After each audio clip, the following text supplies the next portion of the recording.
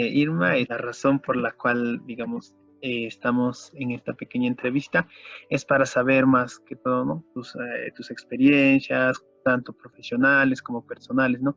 En el área de, digamos, de proyectos. Entonces, para ello me gustaría, en principio, me gustaría que te puedas presentar y mencionarme cuál es tu formación profesional. ¿Qué tal, Jimmy? Yo soy egresada de la Católica. Mi experiencia en cuanto a proyectos tiene que ver con mi trabajo como consultora. Básicamente es más que formulación de proyectos, que no he hecho, bueno, sí, en términos generales, sobre todo monitoreo y seguimiento de proyectos. Tanto de inversión, sobre todo de inversión pública, pero ejecutados por ONGs, principalmente por asociaciones, por instituciones de financiamiento público nacional y en proyectos sociales. Sí. Muy interesante. Me gustaría preguntarte, cuando tú terminaste la carrera, ¿tenías la intención de trabajar en proyectos o cuál era tu mirada, ¿no? A desarrollarte profesionalmente. Bueno, yo en los 90 casi había terminado los cursos, parece que ya había terminado los cursos de la licenciatura. En todo caso había terminado el bachillerato y viajé a Haití. Entonces ahí trabajé 4 años, 2 años, algunos meses luego y otros, como observadora de derechos humanos. Entonces, el interés inicial, no excluyente, pero digamos de mi trabajo, tenía que ver con verificar la situación de derechos humanos en un país que había sufrido un golpe de Estado por parte de una junta militar que había derrocado al presidente constitucional, Jean-Bertrand Aristide, y era un trabajo de investigación, de denuncias y de verificación en tribunales de justicia, en comisarías, en prisiones, llámese penales, llámese celdas, en la misma morgue, etcétera, etcétera. Ya en el Perú, de regreso, en realidad trabajé como asistenta del director de la Asociación Nacional de Centros, que es la que reúne a las principales ONGs del país. Y entonces ahí hubo un acercamiento sobre agendas de las ONGs, que en realidad son agendas que las ONGs toman, pero son agendas de país, ¿no? Ahí hay un acercamiento hacia una visión sobre lo que se discute del país en términos de una salida, digamos, política consensuada, de acuerdos, en necesidad de políticas públicas para salir adelante. Y ahí comencé a trabajar de consultora, como consultora independiente, con colegas, justamente en proyectos sociales, pero también ya invitada por SACE, que es una consultora de cierta presencia, a través de la consultora, integrando, siendo parte de este equipo, con proyectos financiados por la cooperación italiana, por ejemplo, el Fondo Italo-Peruano, o por organismos internacionales como la UNESCO, en fin, que ejecutan proyectos de inversión pública y de inversión en general, pero con una incidencia en proyectos sociales, ¿no? En el campo de la vigilancia ciudadana, de la educación en derechos humanos, de la educación en general, de la educación de derechos de la mujer, con incidencia en lo étnico y otros temas, ¿no? Oh, muy interesante. Me gustaría preguntarte, ¿qué es lo que más te atrae o qué es lo que más te agrada de trabajar en, digamos, en los proyectos, tanto profesionalmente y personalmente? Bueno, en realidad de lo que se trata es, primero el tema, ¿no? Hay temas que me parecen sumamente interesantes son los que yo misma estoy investigando, leyendo. Había uno del Centro de Atención Psicosocial, financiado por la cooperación por el Fondo de Italo-Peruano. Y era un proyecto que se ejecutaba en Junín sobre asistencia, acompañamiento a víctimas tanto del conflicto armado interno como de violencia basada en género. Y entonces es un tema que a mí me interesa mucho. ¿Qué pasó, por ejemplo, después del conflicto armado? ¿Qué pasó de las víctimas? ¿Cómo quedaron en términos de salud mental? ¿Cómo responde el Estado? Darme con la, bueno, no diría sorpresa, pero constatar que no hay, a pesar de haber vivido un conflicto, no ha habido una inversión del Estado en brindar servicios de salud mental, que una hubiera esperado frente a la magnitud de un conflicto armado interno de 20 años. Entonces, constatar que en Junín no existe no existen psicólogos en número suficiente, y ya no hablemos de psicólogos clínicos, y ya no hablemos de psicoanalistas. Y además la formación, bueno, no quiero entrar en detalles, pero en algunos casos es una formación todavía en proceso, ¿no?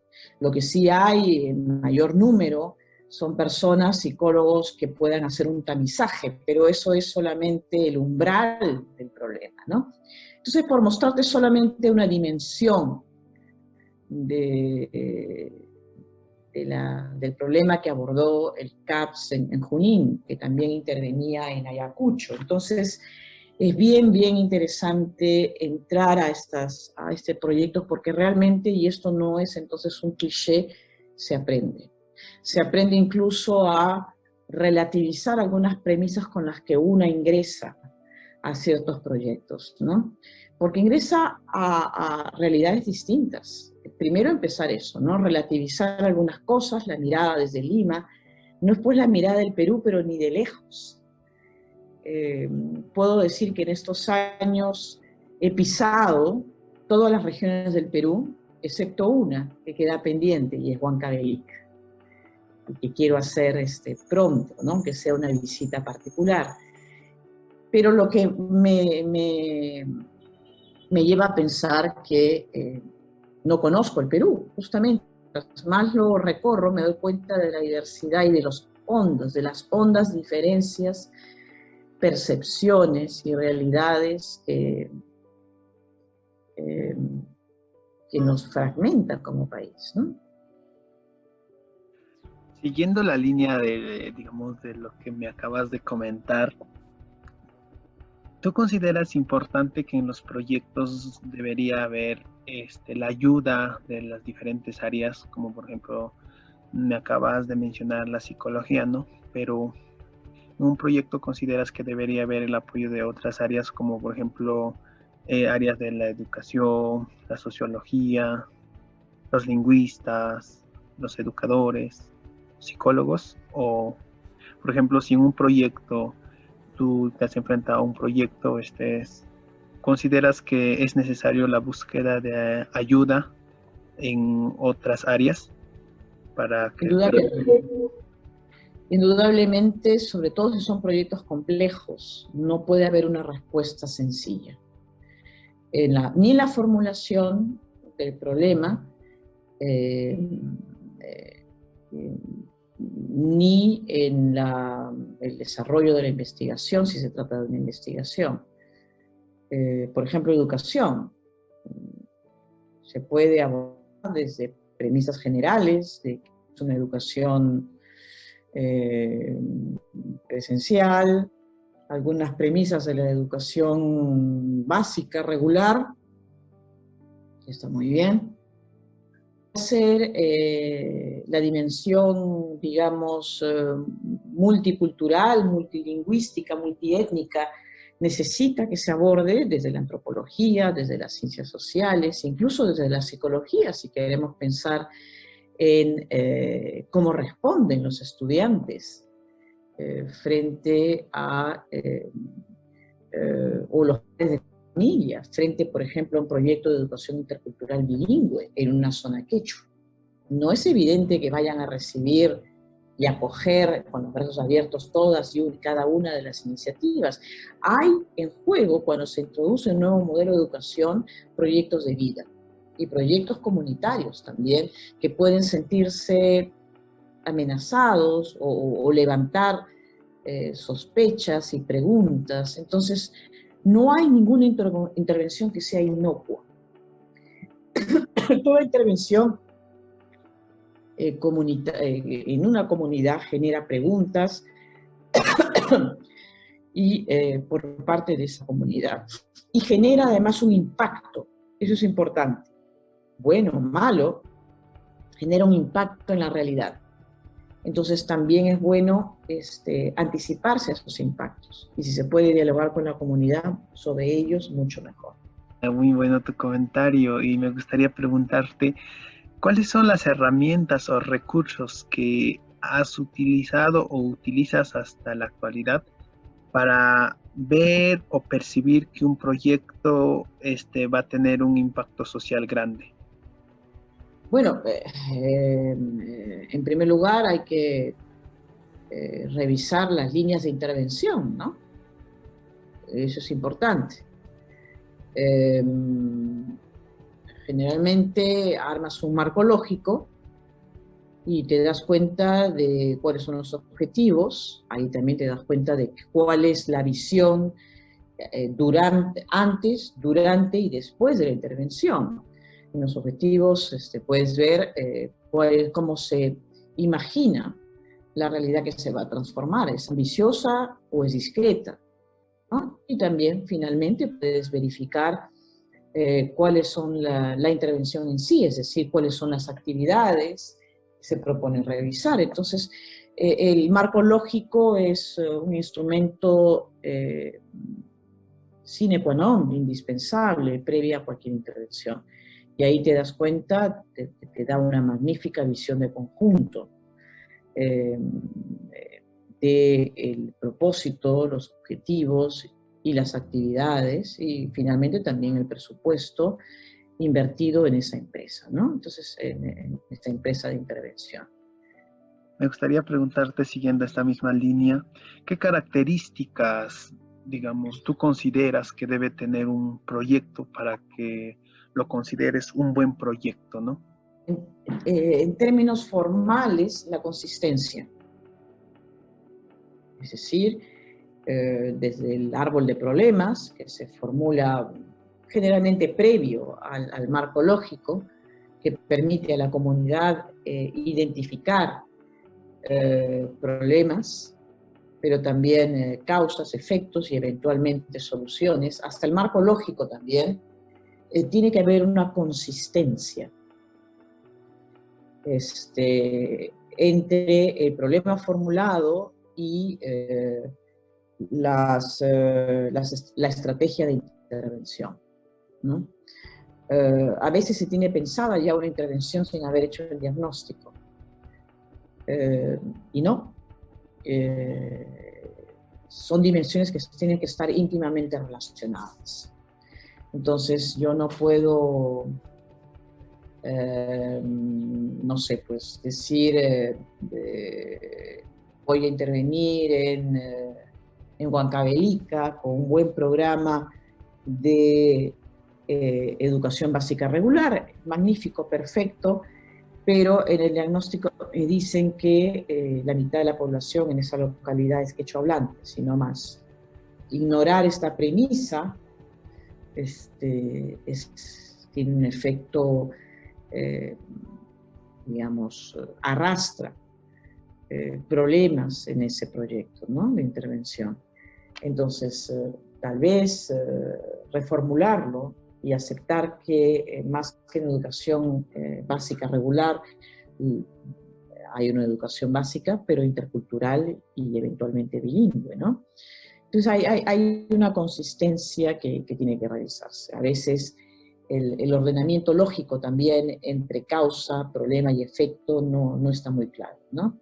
En fin, es algo que hay que aprender a revisar y a dialogar finalmente con una misma, pero también con el colectivo, la comunidad que va a recibir esa intervención. Wow, muy interesante. Tengo una pregunta que me hace ruido durante mucho tiempo, entonces quería preguntarte, ¿te has topado alguna vez con algún proyecto que estén descontextualizados? Por ejemplo, no toman en cuenta las características de la población o... Bueno, sí, digamos, me ha tocado revisar proyectos o propuestas de proyectos eh, presentadas, por ejemplo, el Fondo Italo-Peruano, y es un concurso donde postulan, pues, o postulaban, ya se cerró, no sé, pues 100 proyectos y de los cuales se aprueban 20, ¿no? Y efectivamente hay muchos que no tienen mayor consistencia, ¿no? O sea, te das cuenta que hay una idea de intervención, sí o sí, y se arma un marco lógico en función de esa respuesta ya predeterminada. Entonces, a la hora de revisar el marco lógico, te das cuenta que, por ejemplo, que no hay acciones que se ajusten a los objetivos identificados, ¿no? Sí, eso ocurre constantemente. Sí, pero justamente lo que uno intenta es trabajar con aquellos proyectos que demuestran tener cierta consistencia, ¿no? Ok, me parece perfecto. Y siguiendo esta misma línea, quisiera preguntarte, este, ¿cuál es, me acabas de mencionar que conoces casi todo el Perú, bueno, excepto Huancavelica, ¿no? Que es la única región que te faltaría conocer. Y la pregunta que tengo a continuación es, ¿cuáles, digamos, desde tu experiencia profesional y personal, cuáles crees tú que son los desafíos más grandes para la aplicación de proyectos sociales hoy en día en la población rural? Yo creo que el acercamiento intercultural, el preguntarle a la gente, por ejemplo, la percepción de qué es lo indígena. Estamos en una tensión permanente entre la agenda global, que ya enuncia lo indígena, y la agenda local. Es decir, cómo se perciben las personas. No es fácil. De hecho, cómo entendemos quién es qué. Está muy marcado por esa tensión. Mucha gente, digamos, podrá decir si soy indígena, por ejemplo, Tania Pariona, por decir una persona conocida en la esfera política, en fin, y reconocida, dice sí, soy indígena, enhorabuena, tiene todo el derecho. Pero hay gente, en el mismo Ayacucho, que dice, ¿cómo que es esto de indígena? Yo soy quechua, por ejemplo. Dejen de ponerme etiquetas de indígenas que finalmente vienen de fuera. Con todo derecho también. Entonces, enunciar quién es qué o qué es esa persona es también un problema nos remite a una relación de poder, porque decir quién eres significa también en parte qué voy a hacer contigo. Yendo al problema anterior, ¿tendrás una educación intercultural o una educación básica regular? Y si es intercultural, ¿en qué términos? Entonces, también escuchar que no es pues una actividad sencilla, tampoco es una panacea, no va a solucionarlo todo, pero que implica también un esfuerzo por definir qué cosa es lo que vamos a hacer. Yo creo que eso es un buen punto de partida. Establecer un diálogo con la gente y que entender que lo étnico es por lo menos una realidad muy muy dúctil, que no es una realidad positiva en el sentido en que tradicionalmente se lo ha considerado desde las ciencias sociales, desde la época de Weber, es que lo étnico son rasgos culturales y de sangre. No, puede haber formas culturales asociadas a un grupo étnico que van variando, de hecho siempre van variando. Más bien tiende a reconocerse hoy que son líneas de frontera, que se definen, donde el grupo se define respecto de otro grupo. En fin, revisar también nuestras premisas, y eso me parece sumamente interesante, porque, digamos, la lectura de textos clásicos, Weber, me lleva a contrastarlos en la experiencia de campo, y en la experiencia cotidiana también.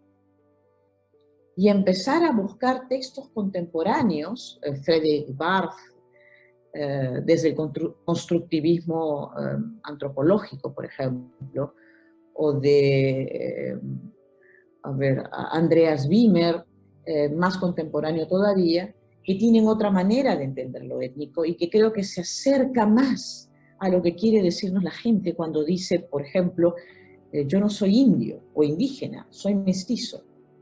Y sin embargo, desde la perspectiva de Lima, podríamos ponerle check, indígena. ¿Qué nos quiere decir? ¿Nos quiere decir que es una persona con sangre criolla y indígena? ¿O nos dice, qué nos quiere decir? Eso qué nos quiere decir es un trabajo ya de investigación y de interpretación. Y yo creo que es importante eso, respeto por lo que la gente dice, y no asumir que lo que dice es lo que nosotros ya tenemos como categoría preestablecida. Bueno, creo que eso sería la idea principal, esa sería la idea principal. Interesante.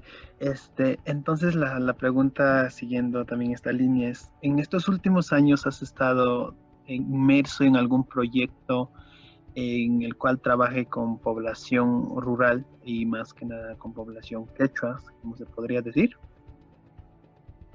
Sí, claro.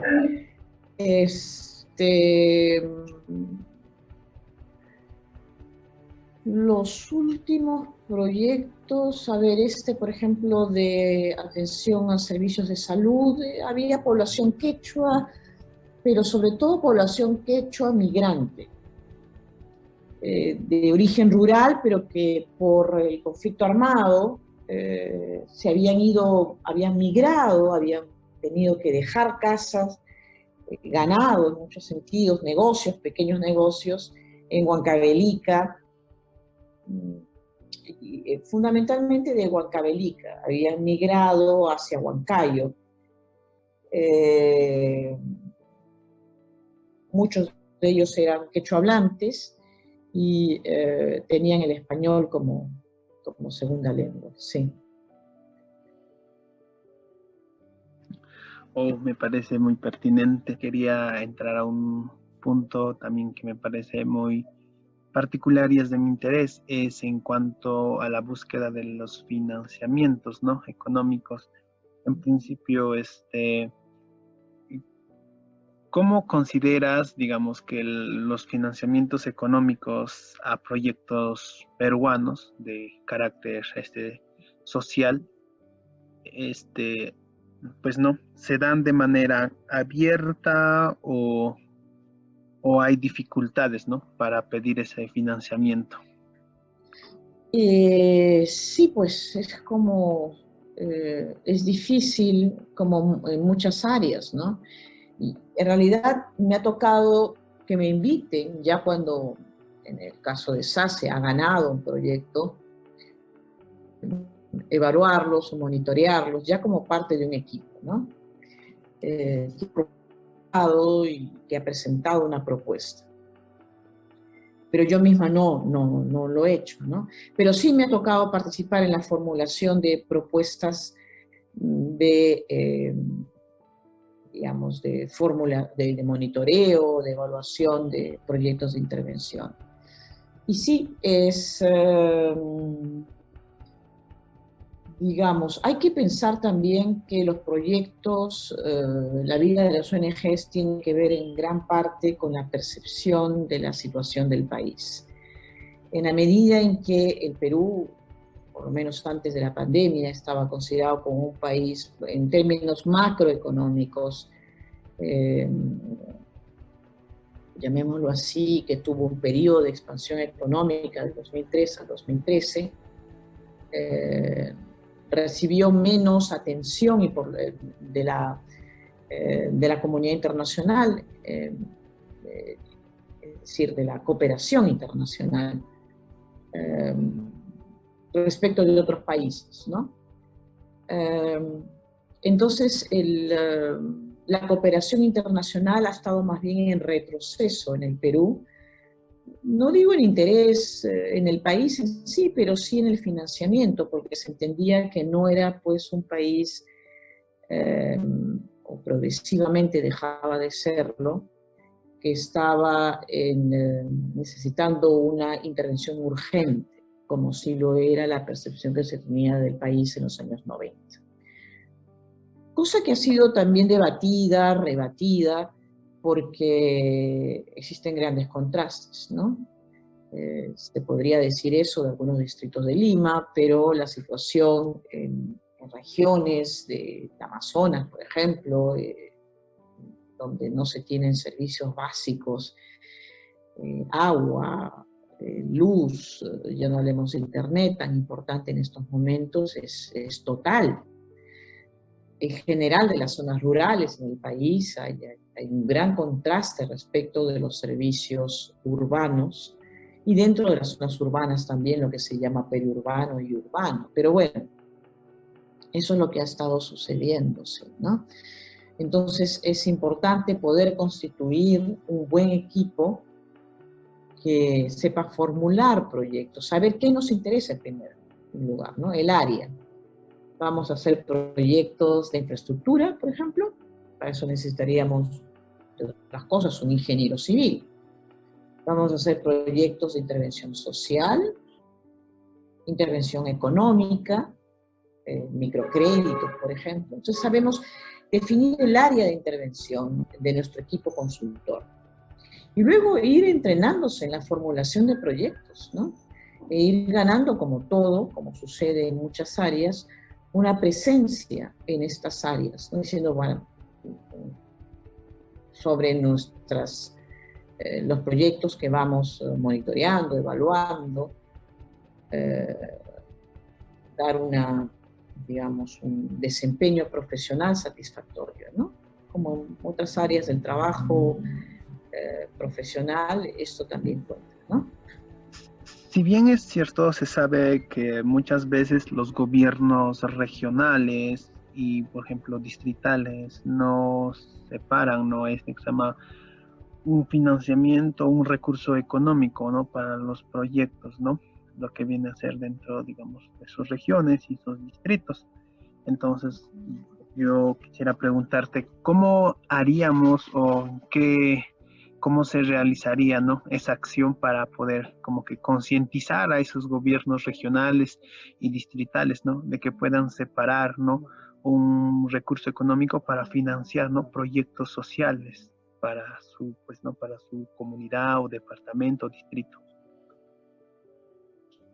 Bueno, sí existe un margen de financiamiento, que son los proyectos participativos, y que todavía en algunas regiones, en algunas provincias, se dan las sesiones de selección de proyectos participativos, donde la comunidad, en realidad, asociaciones, colectivos, pequeños municipios, pueden formular proyectos de inversión pública y competir en una asamblea para recibir apoyo de la comuna o apoyo del gobierno regional. Y aquí pesa mucho el que puedan establecer alianzas, por ejemplo. Una cosa es que yo tenga un sistema de regadío, pida que se construya una acequia en mi localidad, y otra cosa es entrar en alianza con otra comunidad y con otros distritos y tener un proyecto de regadío que abarque 3 distritos y presentarlo a la provincia. Ahí las posibilidades de financiamiento son mayores, ¿no? O, volviendo al tema de salud mental, como en un distrito, digamos, cerca de la capital, se logró por primera vez un financiamiento discreto, creo que eran 30.000 soles, para intervención en salud mental. Entonces ellos insistieron, formularon su proyecto, tuvieron un respaldo de ONGs y pudieron presentar una propuesta consistente de apoyo, de servicio en salud mental a la población. Entonces, yo creo que sí es posible, en la medida que la comunidad pueda formularlo con el respaldo de diferentes organismos, claro, proyectos consistentes que puedan intentar hacer la pelea y conseguir colocarse dentro de la inversión pública. No son muchos, pero existen y hay casos notables. Wow, muy interesante. Son nuevas informaciones que no sabía. Bueno, y bueno, como última pregunta quiero preguntar, ¿cuál crees tú, desde tu experiencia profesional, bueno, cuál fue el error más grande, o digamos, no, el mayor error que has cometido al momento de trabajar en proyectos? Uy, el que haré mañana. Siempre se cometen errores, indudablemente. El tema de la percepción, por ejemplo, es frecuente, ¿no? Una llega a monitorear un proyecto y se da cuenta que la formulación en el papel que hizo la unidad de intervención es muy distante de la percepción del problema que tiene la comunidad. Y es que muchas veces las unidades ejecutoras también traducen un proyecto en función de lo que esperan que va a conseguir financiamiento, ¿no? En función de una agenda global que maneja tal o cual organismo de cooperación internacional. Entonces hay muchos, digamos, problemas de comunicación a la hora de formular un proyecto. Eso ya desde el arranque, ¿no? Sí, y seguirán habiendo problemas y a eso nos enfrentamos como seres humanos, digamos, permanentemente en diálogo y con problemas de comunicación, empezando por la lengua, ¿no? Las lenguas, nuestro español, que es un español diglósico, impregnado de quechua, aunque se resista a admitirlo, y un quechua impregnado de español, ¿no? Ya nos da desafíos enormes. Okay. Si tuvieras que recordar en todos los proyectos en el cual estuviste inmerso, ¿cuál sería el proyecto que te dejó mayor experiencia, que te agradó más, que te gustó más y por qué? Albergues para niños, experiencias poco logradas, en los CARES, los centros de atención residencial, pero otras pocas donde efectivamente los niños reciben son acogidos de la mejor manera posible dentro de las serias limitaciones, en hogares sustitutos, en fin, ya mencioné la experiencia de CAPS en Junín, me pareció tan notable, de nuevo, dentro de comentarios que se puedan hacer, indudablemente, está abierta. ¿Sí? En fin, experiencias de vigilancia ciudadana, en salud, en educación. Sí, hay momentos muy gratos, indudablemente, en los proyectos sociales, ¿no? Y que abren camino a otro proyecto de intervención en el mismo campo, ¿no?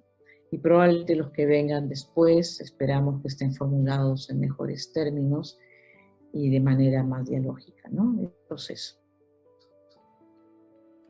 Ok, entonces ya para terminar esta entrevista, ¿qué recomendación darías tú, digamos, tanto a mi persona como a otros chicos, ¿no?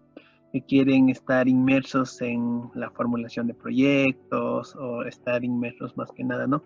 En todo el aspecto de proyectos. ¿Cuál sería la recomendación desde tu experiencia, tanto personal y profesional? Bueno, lo que acabo de decir, tener la actitud abierta a dialogar, no es solamente con la comunidad, en realidad, como ya acabo de decir, hay tensiones entre comunidad, unidad ejecutora, fuente de financiamiento, que puede ser cooperación internacional, sin organismos internacionales, y agenda global. Hay diferentes fuerzas, si se quiere, que van a tratar de definir la situación. Entonces no es sencillo mantener siempre una percepción crítica